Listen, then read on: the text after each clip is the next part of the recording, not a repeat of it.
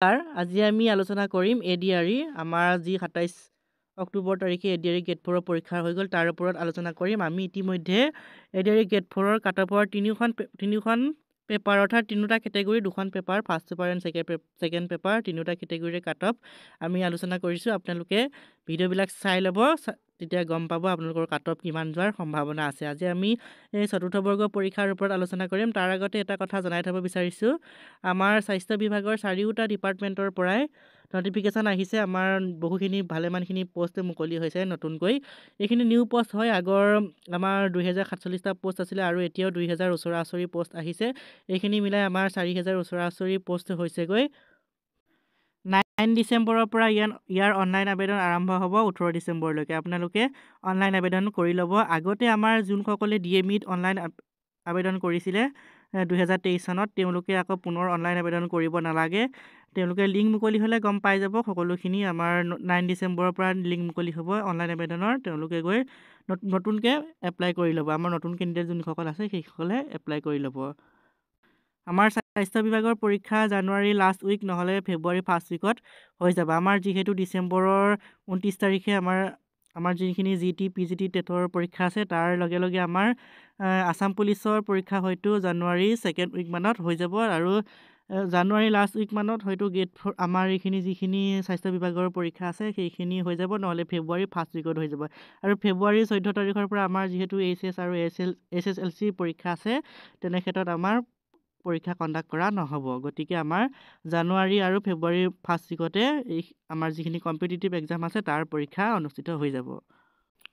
আপোনালোকে পলম নকৰি পঢ়িবলৈ আৰম্ভ কৰি দিয়ক। আপোনালোকে সময়ে নাপাব হাতত। আমাৰ যিহেতু জিটি পিজিটি টেটৰ বেছি দিন সময় নিদিলে, আমাৰ এমাহো নহ'লে পৰীক্ষাৰ তাৰিখ ঘোষণা কৰিলে, ঠিক আমাৰ এইখিনিও পৰীক্ষাৰ তাৰিখ সোনকালে ঘোষণা কৰি দিব। আপোনালোকে পঢ়াৰ আৰম্ভ কৰি দিয়ক। তেনেহ'লে আহক আজি আমি ভিডিঅ'টো আলোচনা কৰোঁ। আমাৰ এডিআৰই ফাৰ্ষ্ট পেপাৰ যোনখন, সেইখনত আমাৰ 8 লাখ কিমান হাজাৰ কেণ্ডিডেট আছিল। আমাৰ 8 লাখ কেণ্ডিডেট থাকিলেও আমাৰ কি হয়, 8 লাখৰ গোটেইখিনি কেণ্ডিডেট আমাৰ চিৰিয়াছ কেণ্ডিডেট নহয়। আমি 8 লাখ কেণ্ডিডেটৰ পৰা আমি যদি 5 লাখ যদি আমি ধৰি লওঁ, তেওঁলোক বিভিন্ন কামত কৰ্মৰত হৈ আছে, তেওঁলোকে পঢ়িবলৈ সময় নাপায়। তেনে ক্ষেত্ৰত তেওঁলোকৰ মাৰ্কটো কমি যাব। তেওঁলোকে হয়তো আমাৰ 40-50 তেনেকুৱা নম্বৰ পাব। বাকী থাকিল 3 লাখ, অৰ্থাৎ 3 লাখ কেণ্ডিডেট বাকী থাকিলে। আমাৰ 8 লাখৰ পৰা 5 লাখ হৈ গ'ল আমাৰ। তেওঁলোকে কৰ্মব্যস্ততাৰ বাবে পঢ়াৰ কাৰণে সময় উলিয়াব নোৱাৰে, সেইকাৰণে তেওঁলোকৰ মাৰ্কবিলাক কমি যাব। হয়তো কোনোবাই 30 পাব, কোনোবাই 40, কোনোবাই 50 তেনেকৈ পাব। আৰু আমাৰ 3 লাখ যোনখিনি অলপ চিৰিয়াছ হয়, আমাৰ 3 লাখ মানে চিৰিয়াছ হয়, বাকীখিনি কিন্তু নহয়।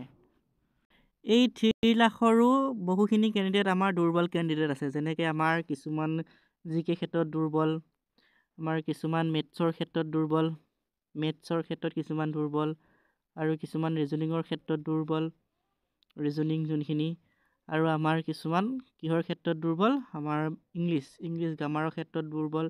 এনেকুৱা ল'ৰা ছোৱালী আছে আমাৰ যিয়ে নেকি ইংলিছৰ এটা কুৱেশ্যনো কৰা নাই। এনেকুৱা ল'ৰা ছোৱালীও আমাৰ কমেণ্ট কৰি নহ'লে হোৱাটছআপত হ'লেও বা আমাৰ ফেচবুক গ্ৰুপত হ'লেও মেছেজ কৰি কৈছে যে বহুতে ইংলিছৰ চোৱাই নাই ইংলিছৰ। আৰু এনেকুৱা কেণ্ডিডেটো আছে যিয়ে নেকি আমাৰ মেথছৰ আমাৰ 20টা কুৱেশ্যন আহিছে। মেথছৰ বহু সংখ্যকে আমাৰ 5টা মানহে কৰিছে, বাকীখিনি আমাৰ কি হৈছে কৰিব পৰা নাই। হয়তো টাইমৰ কাৰণে বুলিয়েই নহয়, আৰু টাইমৰ কাৰণেও তাতে আমাৰ মেথছত দুৰ্বলখিনি আমাৰ মেথছখিনি চোৱাই নাই। ঠিক তেনেকৈ মেথছত দুৰ্বল ল'ৰা ছোৱালী আমাৰ ৰিজনিঙতো দুৰ্বল হয়। যোনখিনি মেথছত দুৰ্বল হয় সেইখিনি ৰিজনিঙতো দুৰ্বল হয়। আমাৰ যোনখিনি জিকে, এই জিকেখিনিতো আমাৰ যিমান চোকাজনৰো যেনেকৈ নহ'লেও 5টা হ'লেও থাকিব। আমাৰ যিমান চোকা হওক তেখেত, 5টা হ'লেও জিকে থাকিব। এইটো তাৰমানে আমাৰ জিকে কোনো কমপ্লিট কৰিব নোৱাৰে, এইটো অসম্ভৱ কথা। এই 3 লাখৰ পৰা 80ৰ পৰা 1 লাখ, 80,000ৰ পৰা 1 লাখ কেণ্ডিডেটে আমাৰ তাৰমানে মেধা অৰ্থাৎ অলপ চোকা তেওঁলোক। এই 80ৰ পৰা 1 লাখৰ ভিতৰত কম্পিটিশ্যনটো হ'ব আমাৰ 80ৰ পৰা 1 লাখৰ ভিতৰত।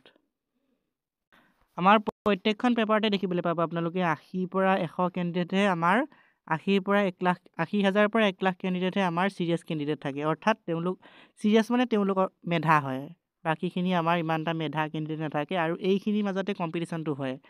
প্ৰত্যেকখন পেপাৰতে এইখিনিৰ মাজতে কম্পিটিশ্যন হয়। আমাৰ এইখিনি কেণ্ডিডেটে আমাৰ আপোনাৰ আসাম পুলিচতো যাব, টেটতো যাব, আমাৰ গেট 4 গেট 3তো যাব। এইখিনি কেণ্ডিডেটে আমাৰ ঘূৰি ফুৰে চবতে।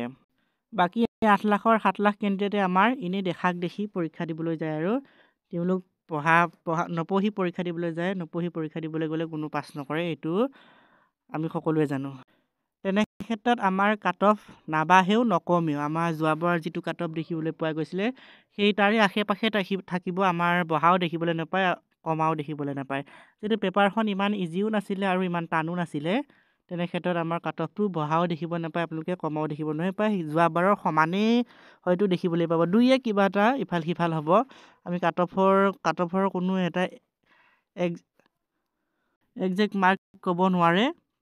আপোনালোকে কাট অফৰ ভিডিঅ'বিলাক পাৰিলে অলপ দূৰতে থাকিব। কাট অফৰ ভিডিঅ'বিলাক আমি গেট 4ত কেনেকুৱা ধৰণৰ প'ষ্ট আছে, কোনবিলাক প'ষ্ট বেছি ভাল হয় তাৰ ওপৰত ভিডিঅ' এটা লৈ আহিম।